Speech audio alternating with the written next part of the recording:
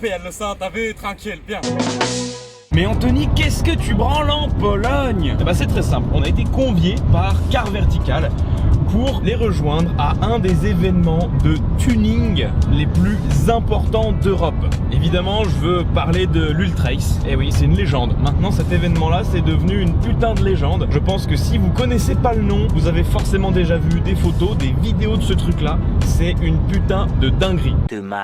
Ok, on vient de prendre notre petit déjeuner et là maintenant, qu'est-ce qu'on fait? On va quitter la ville dans laquelle on a dormi pour rejoindre un shop assez sympa, le shop de Mathieu avec qui on a passé la soirée d'hier. C'était très sympa, on a appris à les connaître. Maintenant, on va rejoindre directement leur petit shop, leur petite boutique. Je pense que ça va vous plaire, ouais. Bon les copains, on vient d'arriver chez Ondori Shop, le shop de Mathieu en fait. Mathieu, qu'est-ce qu'il fait? Il fait du kit carrosserie d'après ce que j'ai compris. On est déjà dans le thème là, on est déjà dans le thème. Vous allez comprendre, ça va être assez stylé. Mathieu. Bonjour. Bonjour. Enchanté. Bonjour. Voilà. Habille-moi.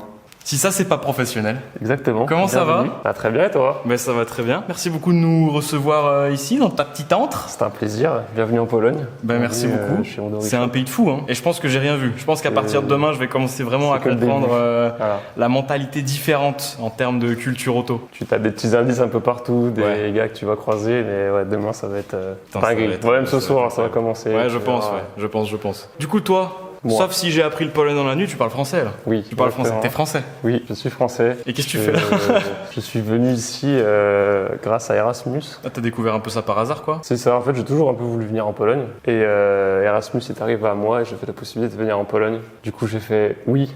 J'y vais. Ah putain, énorme. Et c'était un test en gros, j'ai vraiment adoré, j'ai rencontré plein de personnes trop cool. Et à la fin de mon Erasmus, j'ai fait je veux revenir. Donc j'ai fini mes études en France. Et c'était le début de la fin de la France quoi. Ouais voilà. Okay. Après ça j'ai fait je reviens. Mais pas du tout dans la voiture. Hein. Au début c'était, je suis en informatique moi à la base. Donc je suis arrivé en Pologne, j'ai fait un peu de code, un peu d'informatique, tout ça. Et puis petit à petit, j'ai rencontré des gens. Puis je me suis plus rapproché de ce que j'aime quoi. T'as rencontré les bonnes personnes qui t'ont dit non mais attends, regarde, on peut faire plein de choses, regarde. Tout est possible ici. Putain, énorme. Hop, monte ton business, hop là, ça a été fait. Et puis je me suis dit, allez, je tente ma chance. Du coup là, on est chez toi, vas-y. Je fais comme chez moi, ça sent le mastic. Voilà, un peu la résine, la fibre, tout ça là. Voilà. Et donc là, c'est un peu l'antre. Donc c'est qu'on fabrique, mais en même temps on prépare un petit peu pour ce week-end. Donc c'est quoi ça? C'est les kits là, les pare-chocs. Je vois il y a du MX5, il y a du PS13. C'est ça, Lexus, un peu tout.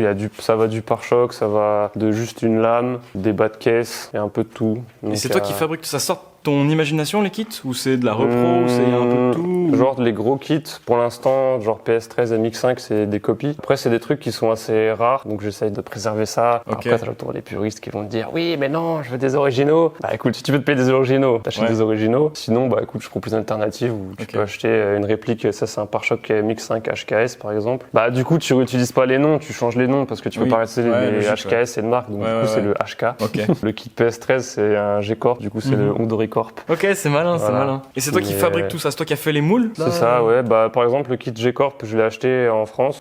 Juste le pare-choc avant était ravagé, du coup, j'ai dû le refaire. Donc, j'ai tout refité ensemble, j'ai remis sur une voiture si tout allait bien et j'ai fait le moule, ouais. Et t'as appris la fibre sur le tas ici et tu t'es dit. Bah, justement, avec un pote, ouais. Ok. Putain, il m'a un peu appris le métier. Puis au début, on a commencé avec des petites pièces, tu commences pas tout de suite à faire des trucs énormes. Parce que j'imagine que ça doit être super compliqué à faire. Le problème, en fait, quand tu fais des moules, c'est que tu dois réfléchir à comment sortir ta pièce du moule. Par exemple, t'as les retours ici, tu vois. Donc ça, tu dois fibrer, mais ça, si c'est fibré, tu peux pas sortir le pare-choc du coup. Donc tu dois démonter cette pièce-là pour pouvoir ensuite sortir ton pare-choc. Et donc ça, c'est pare-choc de GS. Bah ça, pour le coup, c'est une création avec un collègue. On a fait ça tous les deux. En fait, il a pris la base de mon pare-choc d'Estrès qui est là-bas. Il a pris ce pare-choc-là. Il m'a dit, je veux le mettre sur une 36. Du coup, je lui ai dit, bah écoute, je te fais le moule de ce pare-choc, je te l'envoie et tu le montes sur une 36. Et en fait, ce qu'il a fait, c'est qu'il a coupé le pare-choc en deux. Il l'a un petit peu élargi. Il a remis un bout au milieu et ça fait un pare-choc pour E36. Et t'as un peu de stock ou dès que tu reçois une commande, tu fabriques la pièce et tu l'expédies? J'essaie de stocker des trucs genre des lames, des lips. Des trucs qui se vendent bien quoi. C'est ça, des trucs que t'as toujours besoin. Mais sinon, tout ce qui est les gros pare-chocs comme ça, les gros kits, ça c'est à la commande. C'est un vrai artisan, c'est génial, c'est trop stylé en vrai. Hein. Donc c'est pour ça que des fois, tu dois attendre un petit peu, mais des fois, t'as 3 mecs qui commandent en même temps, tu fais, désolé, mais le troisième, il devra attendre un petit peu quoi. Ouais, ok, d'accord. Et après, t'expédies partout quoi. Ouais, c'est ça. Après, c'est la chance d'être en Pologne, c'est que tu peux envoyer partout à bon prix. Donc, le transporteur coûte moins cher qu'ailleurs. C'est pour ça qu'on voit autant de camions polonais chez nous en fait. Bah, c'est assez fou, t'es au centre de l'Europe, tu peux envoyer partout. C'est vrai, j'envoie des cartons de 2 mètres parce que ces kits-là, quand tu vois juste les bas de caisse, regarde, ils font 2,10 m de long. Et j'arrive à envoyer ça pour moins de 200 € partout en Europe. Donc et pour un kit complet, par exemple de 36 ou de S13 ou quoi, on est sur des tarifs intéressants quand même, non, j'imagine? Tu t'en sors à moins de 1000 € livrés pour un kit complet en général. Ah ouais, un kit complet, oui. Ah bah j'estime que c'est pas cher. Pare-choc avant, bas de caisse, pare-choc arrière. Bah j'essaye de garder un tarif cohérent, sachant que là-dedans t'as le prix du transport, les impôts, t'as la matière première, la main d'œuvre, faut ouais. que tu payes tes locaux, tout ça. Après c'est aussi en fonction de la rareté de la pièce. Par exemple ce kit-là, vu qu'il y a que moi qui l'ai, le pare-choc là, bah, tu peux te permettre de le vendre un petit peu plus cher. Tu sais que c'est une pièce unique et c'est le temps que t'as passé dessus. C'est l'offre et la demande et bien sûr. Ouais, parce que quand tu fais un moule, une copie, bah juste tu récupères ta pièce, tu la copies, terminé. Là je pourrais te montrer de quoi je suis parti pour ça, hein. Mais c'était des heures de travail. Hein.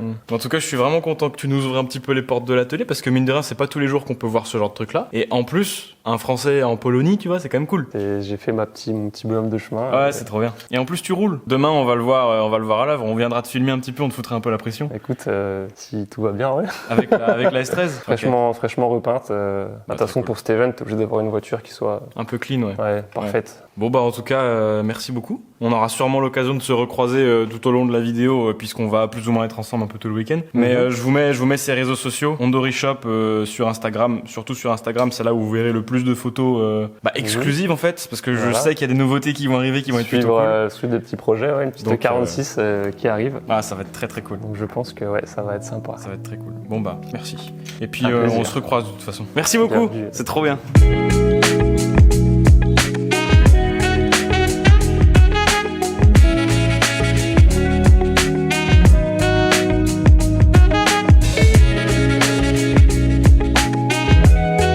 Là, il se passe un truc assez marrant et je pense qu'aujourd'hui on est assez proche pour que je vous en parle avec mes tripes. Donc là c'est une soirée rooftop organisée par Car Vertical, ça vous l'avez compris. Et il faut savoir que là derrière nous, il y a tout plein de youtubeurs et tiktokers européens et il y en a encore beaucoup qui vont arriver. Donc c'est que des gens célèbres et potentiellement riches, en tout cas beaucoup plus que moi. Et je suis en train de me rendre compte que ça se voit. Je porte un t-shirt Black Smoke que j'ai payé 26 € quand j'ai acheté des pièces pour mon OM 606 de crasseux. Et d'ailleurs sur mon short là, ça se verra peut-être pas, mais il y a des traces d'huile de quand j'ai fait des vidanges et quand je me suis roulé par terre, on les voit un peu. Alors que les gens ils ont tous genre des chemises Ralph Lauren. Je suis né grâce au 206, je mourrai grâce au 206. Ça me va, hein. Mais j'aimerais quand même avoir une 918 Spider un jour, tu vois. Mais du coup, c'est assez rigolo là de voir un peu le backstage du truc, le contraste, tu vois. Je suis à moitié très heureux, à moitié j'ai vraiment honte. Mais je me dis, j'ai une Porsche, tu vois. Et peut-être eux, ils en ont pas. D'ailleurs, en parlant de la Porsche, mon dieu, la voiture, je l'ai payé 8500 €. J'ai enlevé mon covering, ça m'a arraché la peinture. Je me suis dit, c'est pas grave, vas-y, j'ai un peu de YouTube money, je vais me faire plaisir, je vais me payer une peinture, tu vois. Je suis en mesure de lâcher 2-3000 € dans une peinture et me faire plaisir. Bah, en fait, je me rends compte que je suis pas assez riche pour faire une peinture complète parce que ça coûte plus cher que ça. Donc je roule plus ma Porsche parce que j'ai honte tellement elle est moche. Voilà. On parle de contraste, on est en plein dedans, tu vois.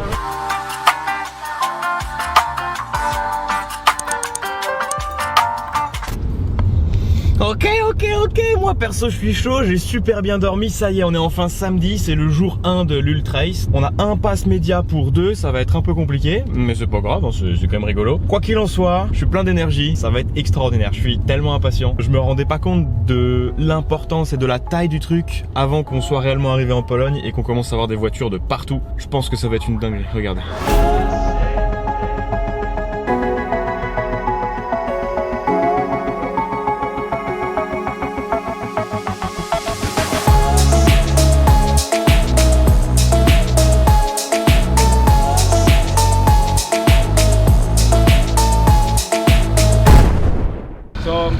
I'm from France. In France we usually see a lot of Panameras, not like this one. This is the LS? LS2 single turbo. Wow. How much HP? 690. 695. 990 top. 990 Newton. Wow. You come all the way from Abu Dhabi, yes. Wow. Amazing. Pleasure to meet you. Thank you. Amazing. Là, vous voyez le niveau qu'il y a et les mecs sont tous hyper sympas, c'est n'importe quoi. Il y a la clim. Il m'a dit c'est super important quand on fait du drift, il fait chaud. Du coup on a mis la clim. Là ça me fait un truc là. Who am I? I'm the greatest. Who am I? I'm getting paid. Who am I? I'm so flagrant. Who am I? I'm the greatest. Who am I? I'm getting paid. Who am I? I'm so flagrant. là on se retrouve autour du stade. Et là je pense qu'on est parmi les plus beaux builds européens, tout confondu. Ça me fait un truc hein, en vrai d'être là, c'est n'importe quoi. Tous les ans je vois des mecs qui sont là, qui mettent des photos sur Insta et tout. Faut le faire au moins une fois les gars. C'est loin, le billet d'avion est assez cher, je pense que si tu t'y prends à l'avance c'est mieux, mais c'est une vraie claque dans la gueule. Et ça fait vraiment relativiser par rapport à tout ce qui se passe en France. Alors je suis pas là pour cracher sur notre beau pays, bien évidemment, j'adore. Mais notre culture auto, elle a vraiment des choses à apprendre par rapport à ce qu'on voit ici. Même sur nos beaux rassos, on a des belles voitures, mais là t'as vu la quantité? C'est à perte de vue mec, à perte de vue. À tous les détracteurs de 944, ok, celle de Benjamin là-bas elle est peut-être un peu exagérée, mais tu vois, juste une caisse stock, 4 combinés, 4 belles jantes en 18, un beau fit, pas besoin de plus. Ça donne des idées quand même, hein. Ça donne vraiment des idées.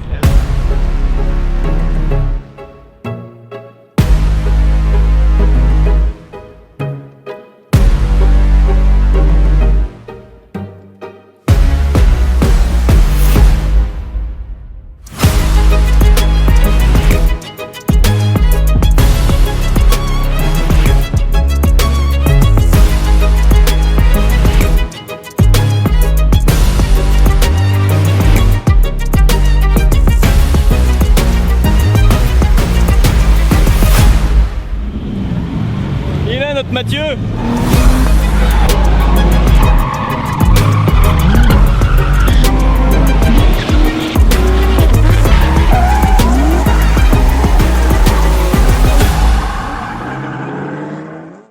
Bon bah les copains, je suis dans la S13 de Mathieu et je crois qu'on va aller faire un petit tour sur la piste hein. On est sur un RB25 si je dis pas de conneries, c'est ça? Ouais, à peu près 300 chevaux. Ok, à peu près 300 chevaux. Round 1.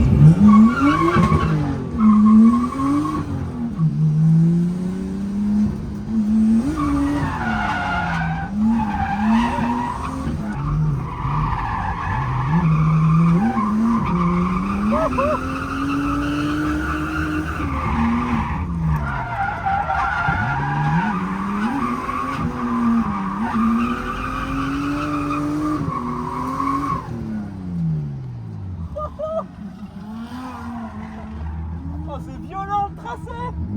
Putain, énorme mec! Incroyable! Oh, le tracé il est d'une violence! Round 2.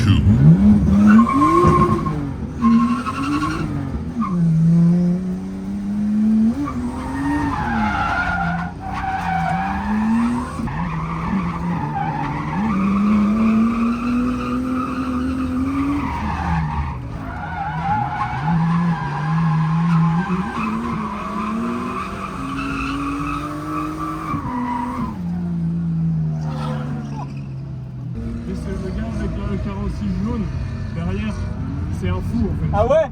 Ce gars-là, je pense que c'est un des meilleurs gars qui peut te suivre. Tu peux faire n'importe quoi, il sait trop bien s'adapter. Waouh, trop fort!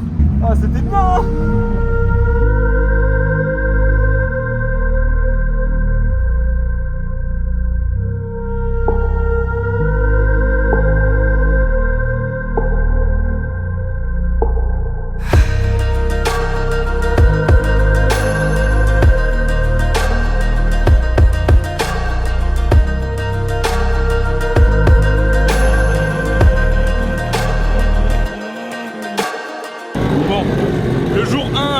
À son terme, je sais pas quelle est la suite, juste là ça commence à être le zbeul parce qu'en fait toutes les drifteuses vont aller sur la piste pour faire une photo où j'en sais foutrement rien. De toute façon les Polonais je comprends rien ce qu'ils me racontent, mais c'est exceptionnel, je sais pas quoi vous dire, c'est exceptionnel.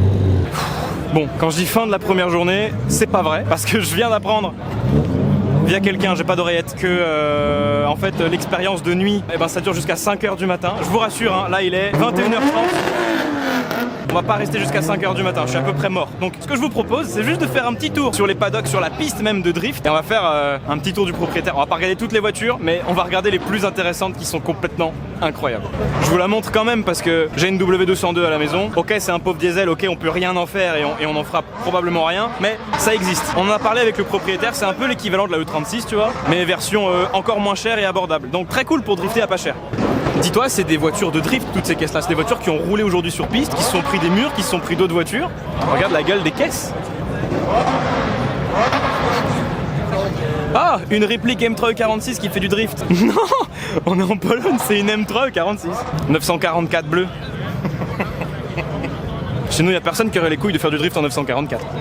Une série 7 de drift. Je l'ai filmé en story, c'était complètement incongru. Un bateau qui fait genre 1 tonne 8, bah lui il drift avec et il s'en bat les couilles. Et il drift très bien à 4 personnes dedans. Forcément, c'est un V8. Tu peux arrêter d'écrire ton commentaire. En effet, c'est une série 5 E39 sur la vidéo. Mais cet idiot d'Anthony a confondu avec la série 7 que vous voyez actuellement. Faut vraiment être très peu passionné pour confondre deux modèles aussi légendaires. Mec, là il y a une AE86 ou 85 vu l'arrière, je sais pas. C'est pas trop mon délire, je connais pas trop ces trucs là, juste comme Initial D, comme tout le monde, tu vois. Il y en a une là. Et le mec il drift avec.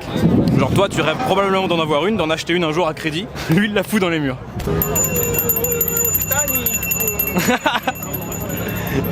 Il a des Titanic. Je pense qu'il fait allusion au film. On est avec Mathieu. Encore moi, et après une longue journée. Moi je suis fatigué, mais alors toi j'imagine même pas dans la voiture, il faisait genre 93 degrés Celsius. 93 Fahrenheit, ah non les Fahrenheit c'est moins. C'est moins. Ah merde, ma blague a échoué.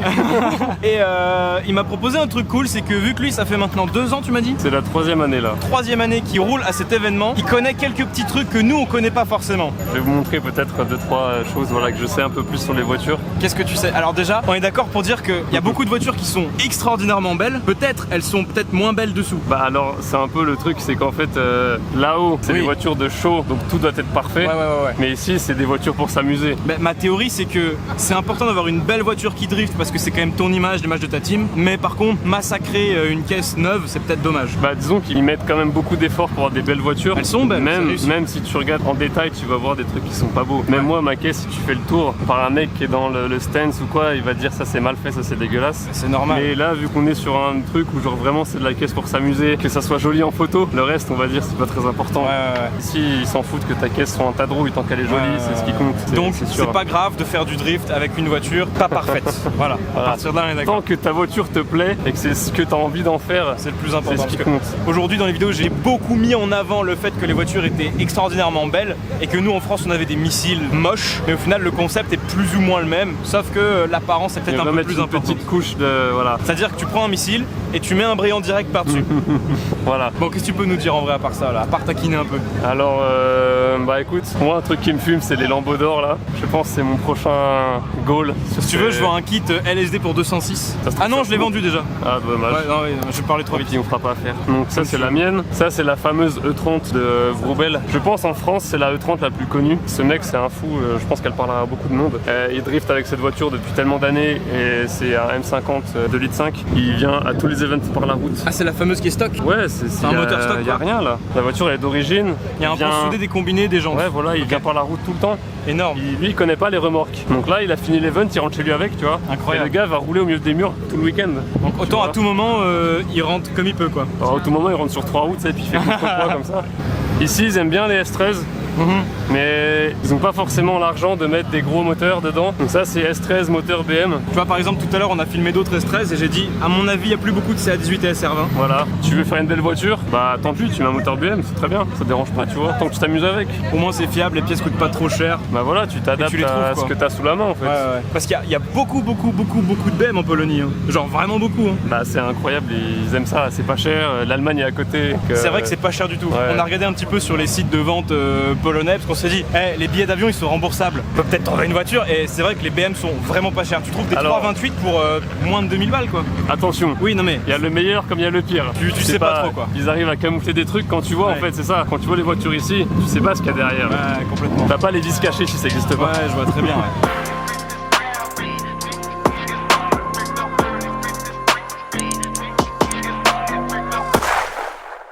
Bon, là on est sur un des secteurs qui m'interpelle le plus, on va en profiter un petit peu aujourd'hui vu qu'il y a personne. On est devant la porcherie quoi en gros. Hein. Là il y a à peu près tout ce qui se fait de mieux en termes de Porsche préparés. Juste là on a Indecent avec 991, 997, 997. La rouge, on l'a forcément vue sur Instagram à un moment ou l'autre, elle est exceptionnelle. Leur truc c'est un peu comme genre du Liberty Walk tu vois, c'est-à-dire une caisse qui est éclatée par terre, giga large. Sauf que eux ils le font de manière invisible, c'est-à-dire que t'as pas d'aile riftée, rien du tout, c'est des caisses qui sont refaite sur mesure de A à Z et tu te rends vraiment compte de la largeur qui a été rajoutée quand tu regardes à la fin des feux arrière. C'est-à-dire qu'il y a vraiment genre 20-25 cm de voie élargie par rapport à l'origine. Alors c'est trop hein. Pour la route, tout ça c'est trop. Moi j'en voudrais même pas d'une caisse comme ça. Mais ça en fait un objet monstrueux quoi. La Kaki pareil, on l'a forcément tous vu sur Instagram, ça fait partie des plus gros builds de Porsche qui ont été faits cette année et l'année précédente. Là on est clairement beaucoup plus sur une inspiration course, tu vois, genre en mode GT3 avec l'aileron arrière comme on peut retrouver sur les RWB. Bah derrière tu vois il y a une RWB derrière,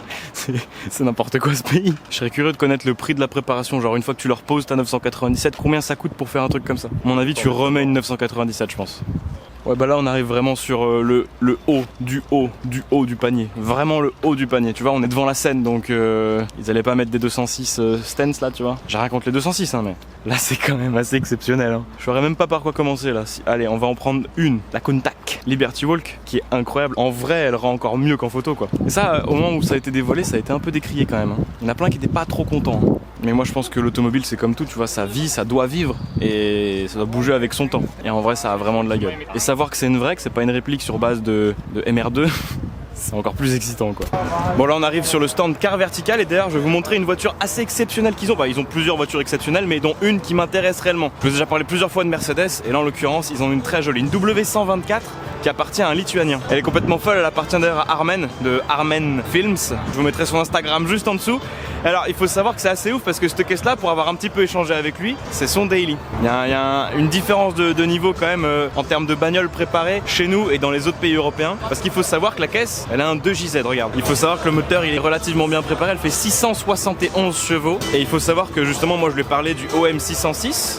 Vu que vous le savez, on est en train de bosser sur l'OM606. Et il m'a dit yes, I had one before. Je lui ai dit c'est vrai, t'en avais un dans cette voiture là. Il me dit yes. Ils en ont rien à branler du carburant, de la carte grise, de tout ce que tu veux. Juste ils te foutent un moteur dedans, ils vont au contrôle technique et c'est bon, y a pas de problème. Donc d'ailleurs ce qui est assez rigolo, je vais vous montrer un truc. La voiture elle est sponsorisée par Car Vertical. Donc il a mis un petit QR code, hop tu l'ouvres et là ça t'ouvre directement le rapport de la voiture. Alors on va regarder ça ensemble. Et du coup une fois sur l'application Car Vertical, on se rend compte du coup qu'il y a pas mal d'informations à propos de cette voiture, notamment beaucoup de photos, notamment en 2011 on peut voir que effectivement il y avait bien un OM606 à l'intérieur, donc c'était sûrement le moteur d'origine qui avait été préparé. Et quand on descend, on peut voir que la voiture elle est allée en carrosserie, que la voiture elle a eu un 2JZ et qu'après c'est complètement parti en couille avec le nouveau kit carrosserie des 2020. N'importe quoi. Et là on a carrément l'évolution finale de 2023 avec la voiture terminée et son kit carrosserie complètement débile et son 2JZ. Du coup oui, avec Car Vertical, vous pouvez avoir un rapport sur n'importe quelle voiture que vous souhaitez acheter ou que vous possédez déjà. Alors vous aurez peut-être pas autant d'informations parce que ça en France chez nous, c'est pas bien légal de déclarer que ta caisse elle fait 671 chevaux quand d'origine elle en fait 180. Mais par contre tu peux trouver plein d'informations sur les modifications de kilométrage, les accidents et ainsi de suite. Donc c'est plutôt intéressant et je te laisse évidemment un petit code promo PDLV pour plus d'informations. Mais en tout cas ouais la caisse elle est méchante. Là on arrive sur le stand de Maxton. Et en vrai malgré ce qu'on peut dire et penser à propos de Maxton, il commence vraiment à faire des trucs très énervés. Genre là par exemple sur la M2, full carbone. L'extracteur diffuseur full carbone Maxton. Et ce qui est surtout ouf sur cette caisse là c'est l'aileron. Parce que bah, déjà il est en full carbone, ça c'est une chose. Et deuxième chose que je trouve assez dingue, c'est qu'on a le troisième feu stop qui a été glissé à l'intérieur de l'aileron. Et ça je trouve que c'est vraiment une dinguerie, c'est vraiment une super bonne idée. Donc ouais non, Maxton franchement il commence à faire des trucs vraiment très énervés. De toute façon tu vois la gueule de leur stand hein. Les caisses elles sont full Maxton. Même ce truc gigantesque là sur la C8 qui est fixé sur le haillon à l'arrière, c'est du Maxton. En vrai avec un kit comme ça, genre t'as vraiment une voiture de course, tu vois ce que je veux dire? Genre ça y est. Bon vous devez commencer à le comprendre, je commence à être de plus en plus sensible aux Mercedes hein. C'est pas comme si je mettais un moteur Mercedes dans ma Peugeot tu vois. Je pense qu'on va prendre une minute pour parler de celle-là. Vraiment. C'est une 190. Déjà premièrement, elle a un swap, 600 lignes d'origine Mercedes, Atmo, ça doit être génial comment ça hurle. Et surtout en fait quand tu commences vraiment à la regarder dans le détail, d'ailleurs j'ai fait un petit réel sur Instagram de cette caisse parce que elle en vaut la peine. Tout, absolument tout est décoré, fait à la main au Dremel j'imagine. Mais quand je dis tout, c'est tout. Là les supports moteurs, le collecteur d'admission, les pipes d'admission, l'espèce de boîtier d'eau là, le couvre-culasse, collecteur d'échappement, support moteur, les phares avant, c'est assez ouf. Les jantes, ok, les jantes logiques tu vois dans la continuité du truc voilà. Mais on a aussi les disques de frein, ça c'est incroyable. On a toutes les baguettes chromées de la voiture en alu qui ont été modifiées comme ça. On a une sortie latérale, jantes, vitres. Non, c'est n'importe quoi. Pour moi, dans une caisse comme ça, tu vois, elle serait juste là, posée sur jante, blanche, jolie, tu vois, avec un wire tuck et tout, j'aurais fait ok, joli. Là, ça fait 10 minutes que je la regarde parce que vraiment c'est impressionnant. Le détail est vraiment impressionnant. Et quand on regarde sur le pare-brise, il y a genre 4 ou 5 étiquettes de concours qu'il a gagné avec la voiture, ça se comprend.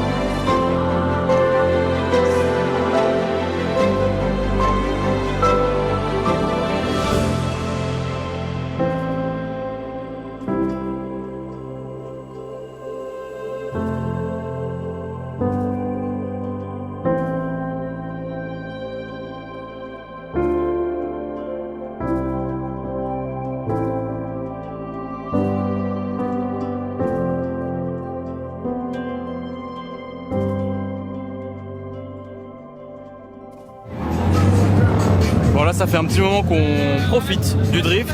On a aussi profité des chaises mises à disposition, on s'est reposé un petit peu. C'est toujours extraordinaire, c'est incroyable. C'est un putain de bordel, c'est une effervescence, il y a du monde de partout, vous avez vu la vidéo de toute façon. Mais ça se passe bien. Là, je commence à être un petit peu inquiet, j'ai l'impression que les gens pas trop. Orage extrême. J'ai l'impression que la pluie elle arrive très vite. Pour que ce soit marqué orage extrême, je sais pas ce qui va se passer. Peut-être que je m'inquiète pour rien, mais j'ai un peu peur du moment où ça va être vraiment un très gros orage et que tout le monde va courir partout. Je sais pas.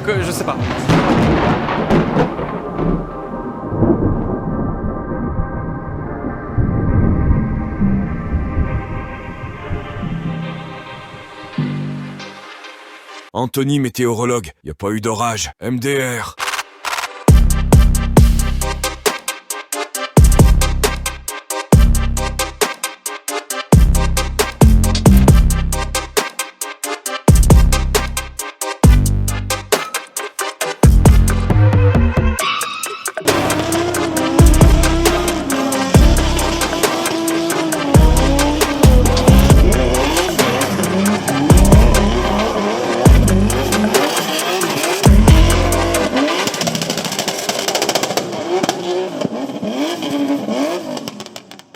Bon, bah c'est un chouette week-end qui s'achève.